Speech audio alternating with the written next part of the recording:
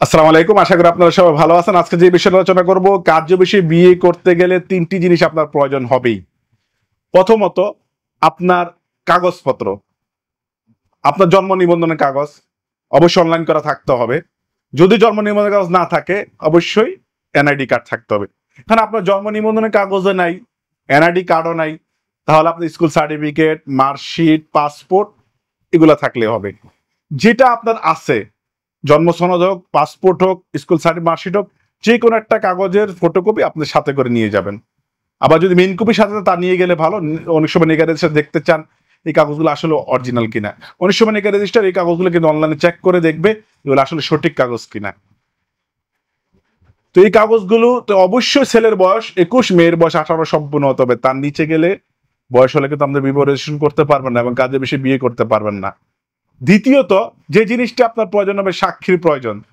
সর্বনিম্ন 2 জন সাক্ষী, প্রাপ্তবয়স্ক 2 জন সাক্ষী নিয়ে যেতে পারবেন। যেই কোনো 2 জন সাক্ষী নিতে পারবেন। আপনার বন্ধু বান্ধব নিতে পারবেন, আত্মীয় স্বজন নিতে পারবেন, মা বাবাকে নিতে পারবেন, যাকে খুশি আপনি নিয়ে সাক্ষী করতে পারবেন।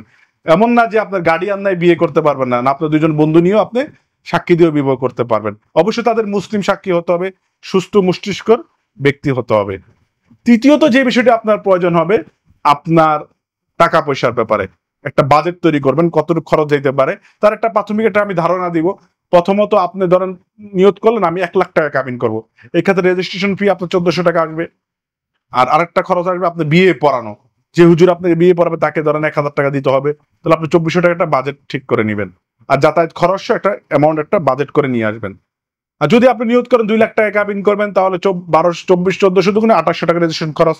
আর হুজুর হাদিয়া 1000 টাকা। যদি 3 লাখ টাকা করেন তাহলে আপনার রেজিস্ট্রেশন করে 1400 করে 4200 টাকা। আর হাদিয়া খরচ, হুজুর হাদিয়া 1000 টাকা। আর 4 লাখ টাকা কাবিন করলে আপনার 5600, 1400 করে হিসাব করলে রেজিস্ট্রেশন খরচ। আর হুজুরের হাদিয়া 1000 টাকা। আর আপনি যদি 5 লাখ টাকা কাবিন করেন তাহলে আপনার 7000 টাকা 1400 করে হিসাব করলে হুজুরের খরচ 1000, 8000 টাকা আসতেছে। আপনি যদি 10 লাখ টাকা কাবিন করেন, এই ক্ষেত্রে কত আসবে? 1400 করে 14,000 টাকা না, 10 লাখ টাকা কাবিন করলে প্রথম 5 লাখ আপনি 1400 করে 7000 টাকা দিতে হবে। পরবর্তী 5 লাখে 100 করে 500 টাকা। তাহলে মোট 7500 টাকা রেজিস্ট্রেশন খরচ। আর যিনি বিয়ে পড়াবেন তার খরচ 1000 টাকা। মোট 8500 টাকা আপনার খরচ হতে পারে। তার বেশি কম বেশি হতে পারে। এই সকল একটা বাজেট হিসাব করে অবশ্যই সাথে করে অ্যামাউন্টটা নিয়ে আসবেন। অবশ্যই যে কাজটি করবেন, যে কাজে সে বিয়ে করেন, ভালো করে খোঁজ খবর করে নিবেন এই কার্যবশটি রেজিস্ট্রেশন কার্যালয়টি সরকার অনুমোদিত কিনা, যে কাজী আমাকে বিয়ে পড়াতে আসছে, বিয়ে পড়াবে, তিনি লাইসেন্স প্রাপ্ত কিনা, সবকিছু যাচাই বাছাই করে ভালো করে বিয়ে রেজিস্ট্রেশন করতে যাবেন।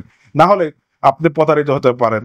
কোনো দালাল এর মাধ্যমে বিয়ে রেজিস্ট্রেশন করবেন না, সরাসরি নিজে কাজে বেশি গিয়ে কথা বলে আপনি সবকিছু ঠিক করে তারপর অবশ্যই যাবেন। অথবা নিকা রেজিস্টারকে আপনার বাসায় নিয়েও বিবাহ রেজিস্ট্রেশন করতে পারবেন। তো আজকে এই পর্যন্ত। আল্লাহ হাফেজ, সবাই ভালো থাকবেন।